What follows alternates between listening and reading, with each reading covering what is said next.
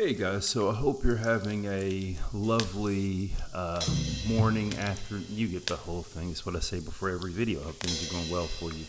So back in the fall of 2010, there was a cheating scandal at the University of Central Florida's business school where Professor Robert Quinn caught about 200 students in his 500 and we're going to see it's about 570 student classroom cheating.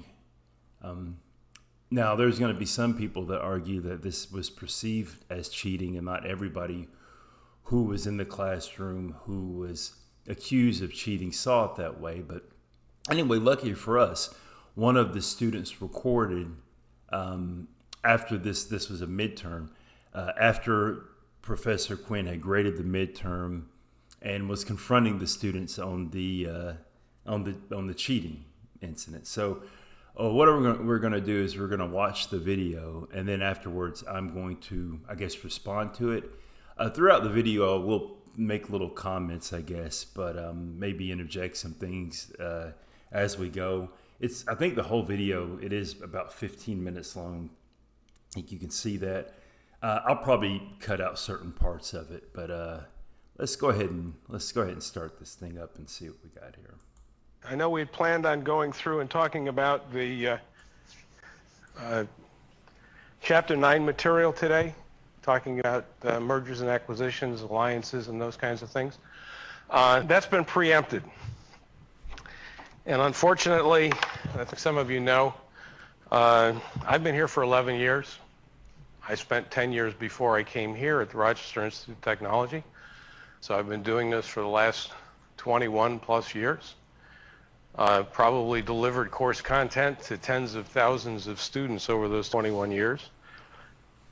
And there was always one lecture that I hoped I never would have to give. And unfortunately, that hope ran out. Because I'm going to give a lecture today that basically is the toughest one I've ever had to give.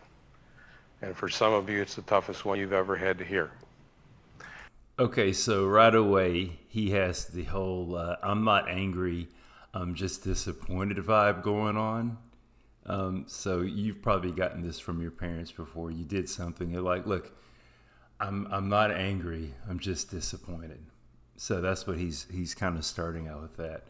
I can't help but to feel there's definitely a bit of a performance element with what he's doing here, but let's continue.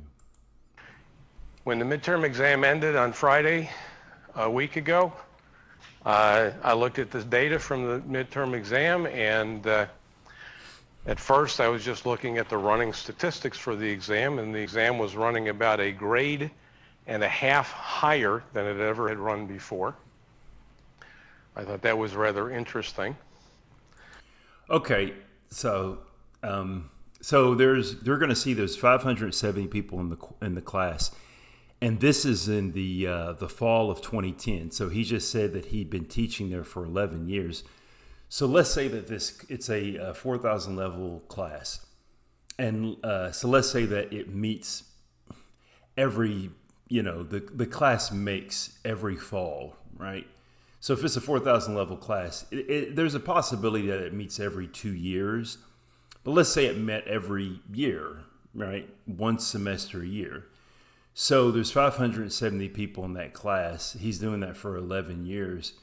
So, and I think he'll make a reference to this. That means that he's had about close to 6,000 students who's taken this course. Now, the reason this is important is because he's going to keep making references to statistical studies. And whenever you're talking about any type of statistical study, the key is having a large sample size. And, the sample size is able to predict what future students, how they will perform on the exam. So it makes it more significant. So he has a pretty large sample size. I mean, a class of 570, I'm going to say something about that in a bit. UCF, and I should have looked this before, UCF is it may be one of the 5 largest universities in the U.S. So having classes that big is probably not unusual there, but that is still kind of amazing to have a 4,000 level course, a 4,000 level undergrad course. I know business is often the most popular major at universities, but to still have almost 600 students in a class, that's amazing. I think the most students I've ever taught was maybe 60, but well, I've taught at a university, but it was, but I think even there, maybe I had maybe 60 students at most. But anyway, continue. It kind of set up a little bit of a red flag because with 600 some odd students and basically a course has been taught fundamentally the same way for the last 4 or 5 years. So he says 600. I keep saying 570 kind of because when he brings up the data, you're going to see by that chance. His sample size was Once the exam ended, I ran more complete statistics on the exam. And what I came up with, or what came out of that, was something that looks like this.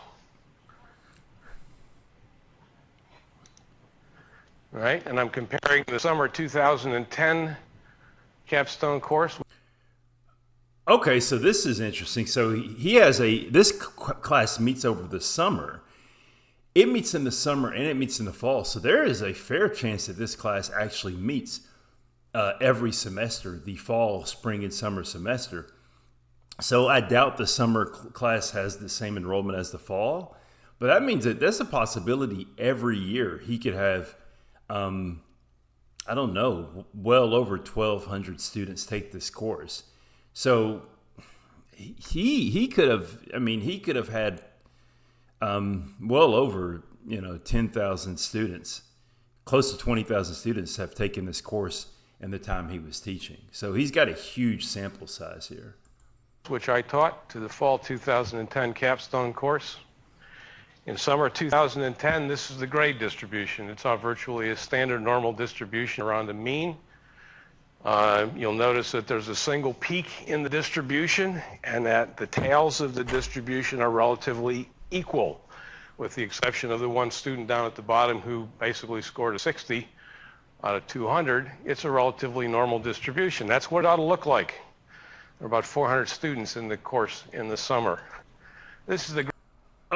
Okay, so everybody knows what the bell curve is, and that's basically what he's saying, which he's sitting there saying, like, normally you have your average, and then you have it equally distributed from one end to the other. And he said the one student that scored a 60, which was the low score, which actually that lets me know it's a pretty solid test in that regard. If I have a test, first of all, to get a normal distribution like that, if I have a test and the lowest grade is like a 60 and it's a nice even normal distribution like that, it lets me know it's a good test. If I have a test that's, and I'll probably put this up here, that's skewed to the left or skewed to the right, it lets me know that maybe the test is too easy or the test is too difficult. Now, what he's going to point out here, I'll let him kind of say something on this right now. So, by the way, you can see, okay, so the fall 2010 midterm, you see that N equals 530. So, in statistics, N is the sample size. So, he keeps saying the class is 600, but he's doing, now this is the class that cheated, and he's going to say it in a second. This is bimodal distribution. So I don't know why he keeps saying a class of 600 when he has 530 in his sample size. I'm not to be all stats wonky here. I'm not even a stats person. I'm a pure math person, and there's a difference. But anyway, I'll keep going. Grade distribution from this semester, and I think you can immediately notice the difference. This is what's called a bimodal distribution. Bimodal distributions exist when an external force has been applied to a data set that creates a systematic bias to the data set. Now, on Sunday when I ran this, I didn't know what the systematic bias was, but I knew that it was there. Okay, basically, that fancy thing, systematic bias, all he's basically saying there is that you have two groups of students, essentially. You have the ones who cheated and the ones that didn't cheat. And imagine if you had the group of students who cheated in one class and the group of students who didn't cheat on the other. So the little hump that's the one on top, that represents the students who didn't cheat. And the students who did, and I almost want to do air quotes here, cheated, is the lower hump. It's that kind of smaller one that's closer to the bottom.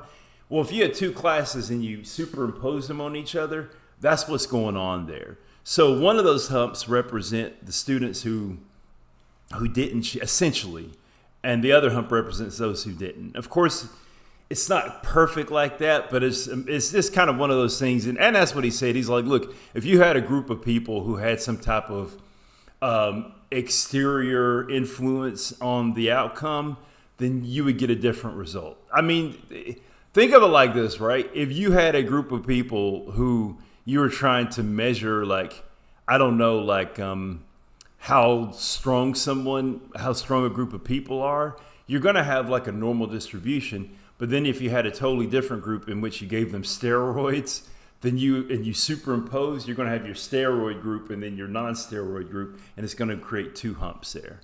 So, and I don't know if he said this already, but basically what happened, because he may say this later, because of that bimodal distribution, the overall average in the class was shifted up, I think, a grade and a half or like something like that on average.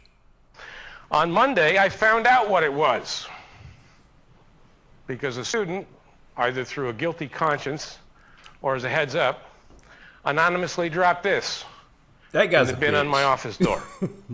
I shouldn't say that. This is, as some of you out there know, I shouldn't say that. I should probably because some of you out there are also in possession of this. So some kid basically dropped it off. Test bank for the midterm exam.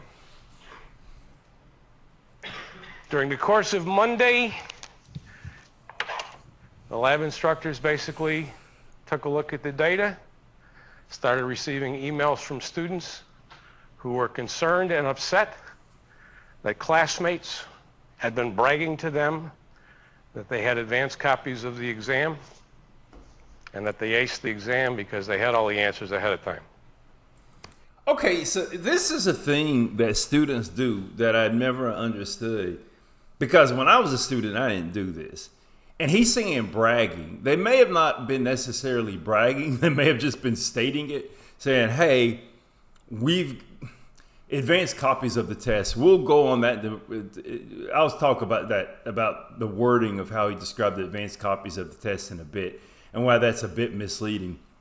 But here's the thing. If you think that you're doing something shady, keep it to yourself. And students, man, it's like they can't just shut the F up and just like don't tell anybody.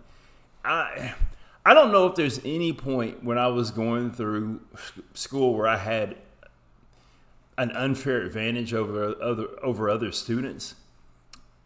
And I'm not saying that because like surely I did and I'd have to remember. No, I really don't remember. I mean, I have 4 years of undergrad, a year and a half of my master's, and 5 years of my PhD, and I don't remember. There may have been a time. I mean, but I'll tell you this much: if there was a time where I had an advantage where the professor may not have approved of that advantage, I sure as hell didn't tell nobody about it. Maybe I shouldn't confess to that, but I mean, if I did, I don't remember telling anybody about it. That's for sure. Guess what? The midterm exam grades are being tossed.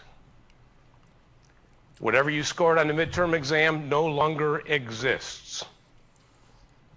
Everybody in the capstone course is going to be required to retake a new midterm exam.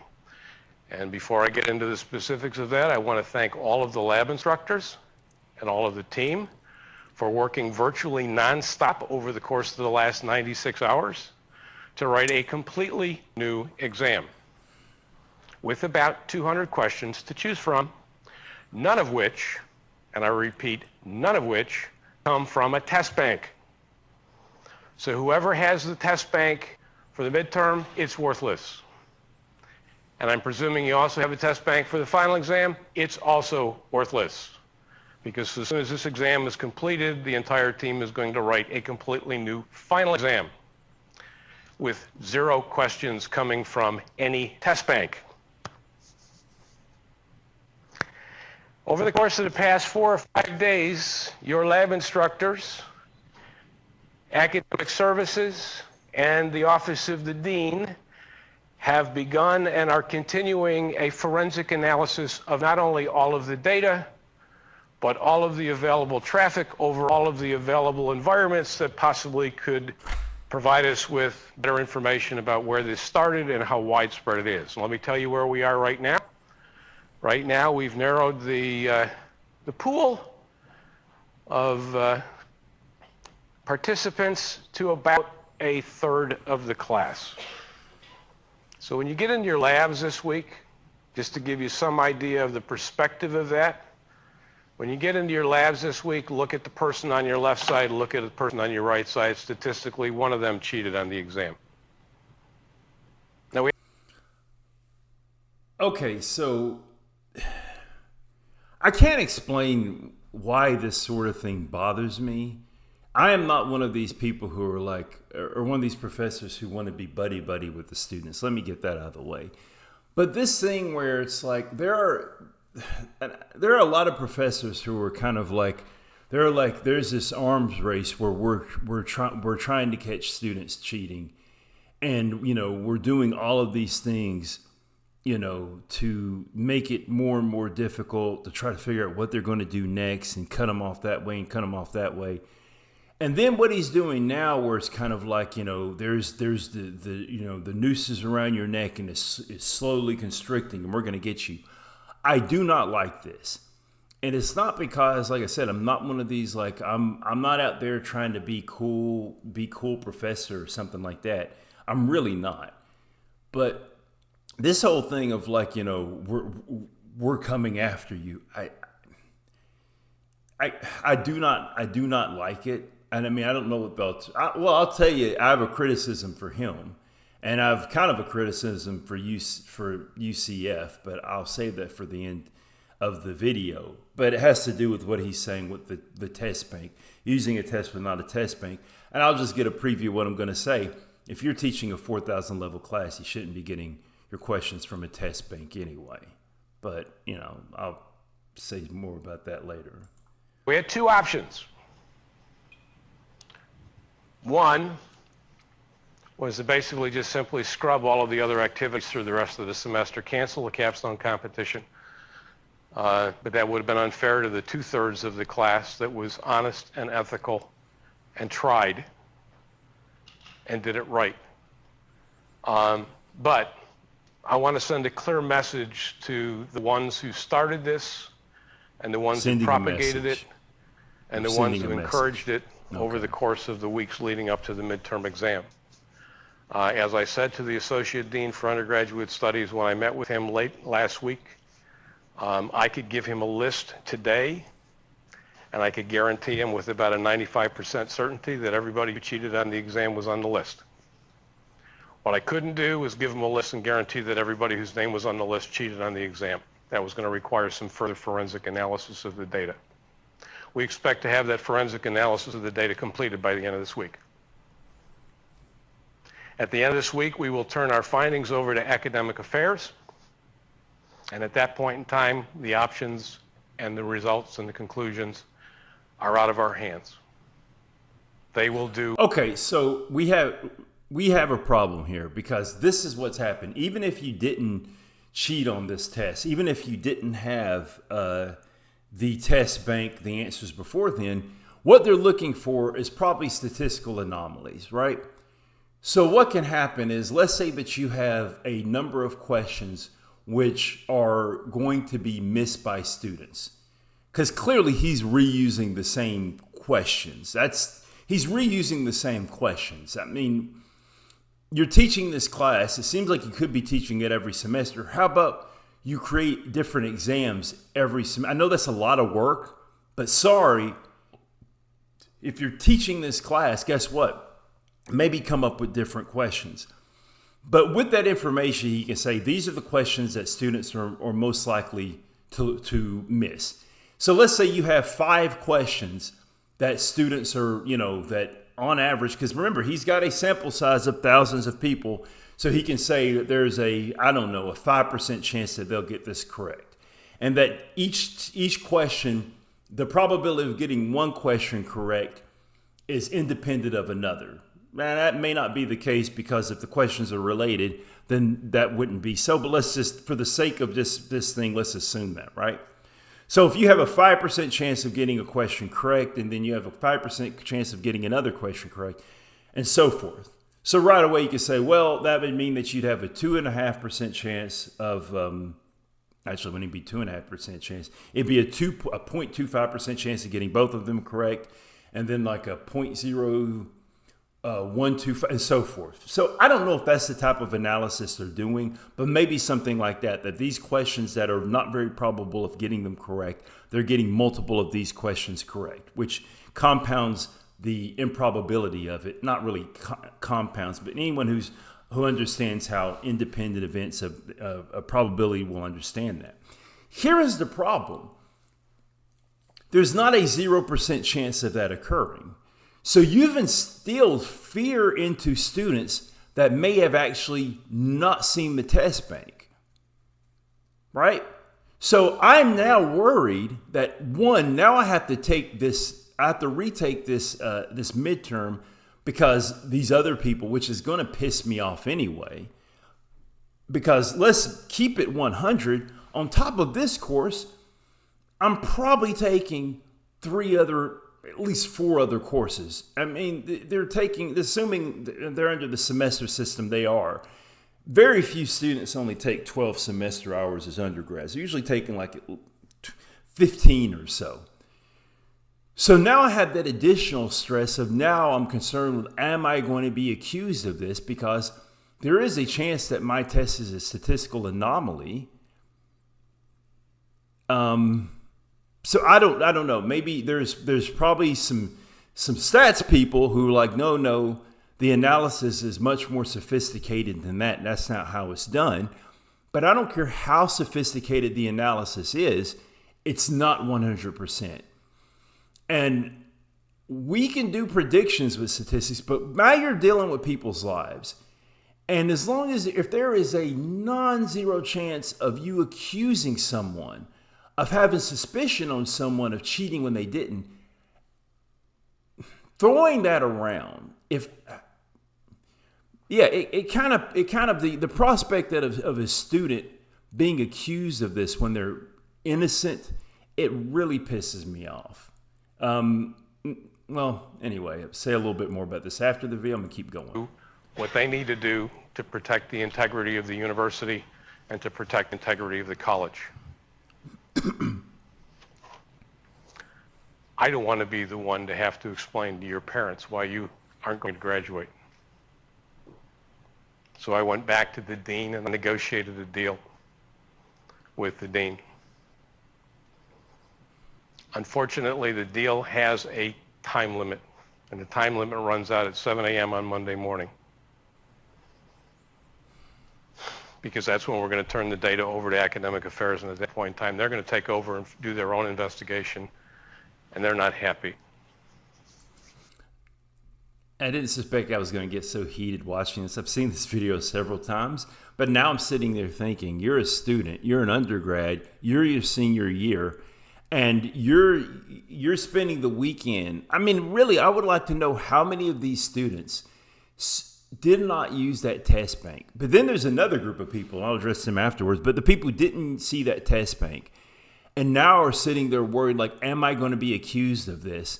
And I should just go ahead and confess to something I didn't do. Rick, I would like to know, because out of a class, I saw a sample size was 500. I keep saying 570, 530, whatever. It was well over 500 people. He says 600 students, but well over 500. There has to be those students in that group. There has to be those students in that group. So here's the deal. If you participated in this, you have a choice. You can sit back in silence and hope your name doesn't get caught in the net, which is very quickly closing around the participants.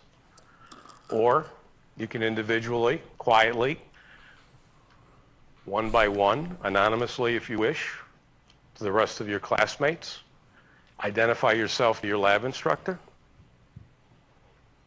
If you do that, get to complete the rest of the course. The grade you get in the course is the grade you earn in the course. And providing you complete a 4-hour ethics course being offered by the folks over in Academic Affairs, any permanent record of this will be wiped from your transcripts. There'll be no further action taken. So the choice is yours.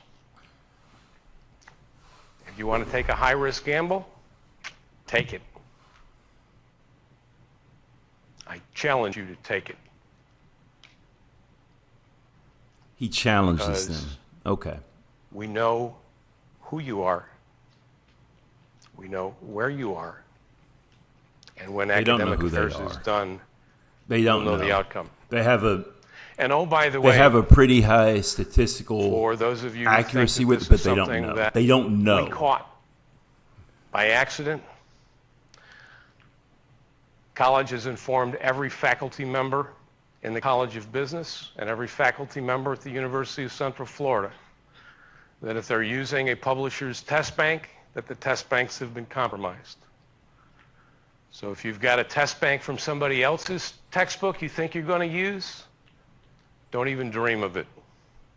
I've also been in contact with every single one of the major publishers who publishes textbooks that are used by the College of Business. They're not only aware of it, but 2 of those publishers have turned the matter over to their legal staffs to pursue whatever legal action comes out of the investigation. The information's also been shared with the Academy of Management and every organization that deals across college campuses, and I met in Atlanta, Georgia with faculty from 20 universities and shared it with them.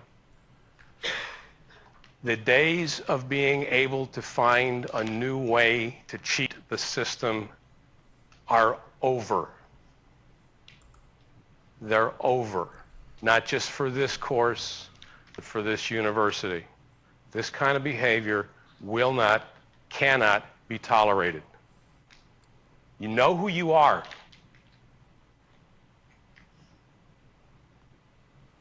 To say I'm disappointed is beyond comprehension. Physically ill, absolutely disgusted, So completely now disillusioned, kind of comes off as emotional trying to figure out manipulation. what was the last 20 years for.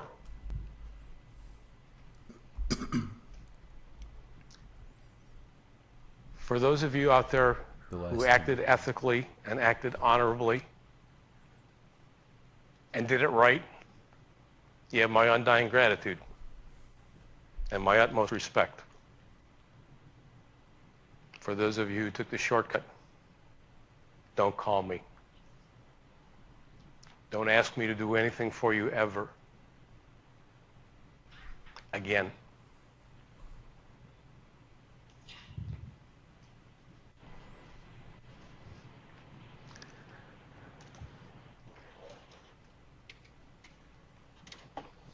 All right, I'm going to stop it.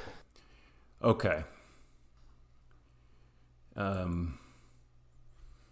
Okay, guys. So, thoughts on that? I guess I can take these off. Okay, so thoughts on this. First of all, you have a course which is a upper level course that has 600 students in it. 500 to 600 students in it. And I guess that's the norm, right? At that point, your school has become essentially a diploma mill. That's my judgment. That's my assessment. I think education should be available to everyone who wants it. And maybe the way you do that is having these huge classrooms, but your school has become a diploma mill. With my classes, I know that whole thing of like, I'm shocked and chagrined that these students did this thing. I can't believe it. I wouldn't be shocked and chagrined that my students did that because I have so few students. Let me get this, guys. Sorry. I have so few students. I know the ones that are even like, okay, I'm only a few weeks into my semester now. And I know the students that are kind of, that are be more likely to do it. And you can say, well, aren't you judging? Yeah, I'm judging them. I know the students that are more likely to do it because here's the thing. I'm not teaching at a big ass diploma mill university. The other thing is, when you're teaching a lower level class, right? So if I'm teaching college algebra, and if I'm at engineering school, it'd be calculus 1, 2, 3. I am going to use test banks. I may use multiple choice questions because these courses have huge number of students, and even with graduate assistants, which I have been at one point, it's going to be very, very hard to grade these things. So you do these things because of expediency, right? But when you get to the upper level, when you get to the 3,000 and 4,000 level courses, these are courses, and for a lot of schools, by the way, guys, 4,000 level courses can actually double as 6,000 and 5,000 level master's courses.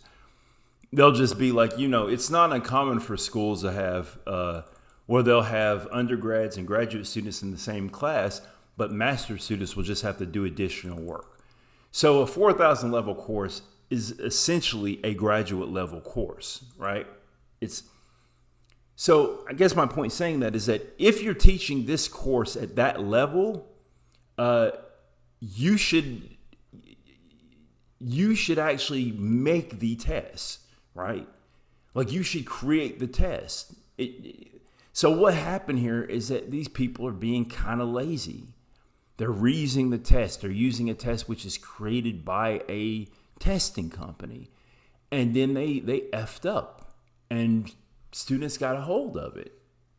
Well, if it's a 4,000 level course, if it's upper level, why don't you create the test specifically for that class? Well, they can't because they've got 500 people in a class.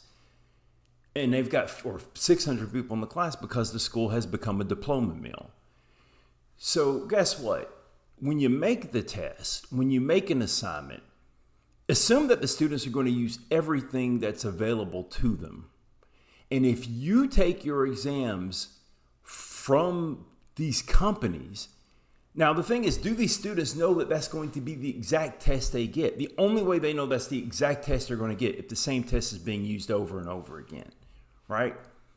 So it'd be one thing if you created a test and someone got a hold of a previous test that you created, but the students are going to use every resource available to them. So guess what? How about you make it where they can't use those resources by making an original test? And supposedly, I don't know if this is true, but supposedly he even claimed, Professor Quinn, he claimed to have created his own test. So he may have just been lying about that. Right? Now, there is a whole thing of entitlement that comes with students. I'm going to read a piece from a write-up about this incident, and here it goes. So, more notoriously, UCF student Konstantin Ravin told ABC News that he thought the incident had been blown out of proportion. Quote, "This is college. Everyone cheats. Everyone cheats in life in general," he said. "They're making a witch hunt out of absolutely nothing, as if they want to teach us some sort of moral lesson." And then another student who was accused of cheating told a Fox affiliate that Quinn and the university owed him and his fellow students an apology. Hell no, we don't owe you an apology. If you were taking the test, now first of all, like it may sound like I'm contradicting myself here, but if you were taking the test and then you sat there and you took the test and then you realized that you had the same things on the test, then maybe you should have realized something was kind of squirrely there. So you did something, they messed up because you're able to do that thing, but then you got caught doing that thing and then you think you're an apology. And this comment saying like some type of moral lesson, I got mixed feelings about this because these are business majors, and let's keep it a buck. If you're going to get big in business, if you're going to be successful, they're all cheats. All one of them are cheats. Bill Gates with his monopolies, Elon Musk claiming to have started a car company that he didn't start, Jeff Bezos with his, Jeff Bezos and Elon Musk with their dangerous work conditions, Jeff Bezos having his Amazon warehouse workers having to piss in bottles. These are all immoral, evil people. So the idea that you're telling that, when you go out and you're supposed to be ethical. I see the world and I see to be successful. You're not, these people aren't ethical people. But the idea, but when they say some type of moral lesson, well, guess what though? You are also in school. And the idea that these students have is that they think that by any means, as long as I can complete the test, then that's all that matters. And that's not the case. So even now, I have students who they had a take-home test. It was an online take, not even really a take-home test. It's online; they can take it wherever they want. And I have several students who've performed badly on it because they didn't take notes, they didn't pay attention, they didn't ask questions. And now I actually had one student say, I tried to take this test when I was at work in my, like she's sitting at work taking a test.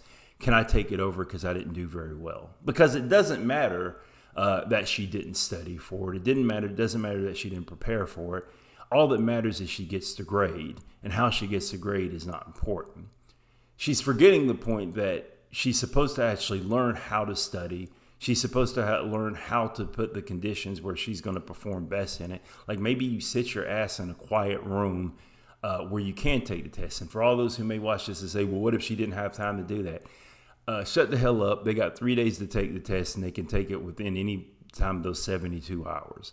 And it's the test takes 75 minutes to take. So they had 3 days to take the test. So she could have found the time where she can sit in a quiet room, but instead try to take it, at work. I don't know what the mindset is there. I don't get that. You're taking a test. Why do you want to do it? I don't know. Needless to say, she ran out of time. Needless to say, she ain't going to get extra time with it. But that's a whole other thing.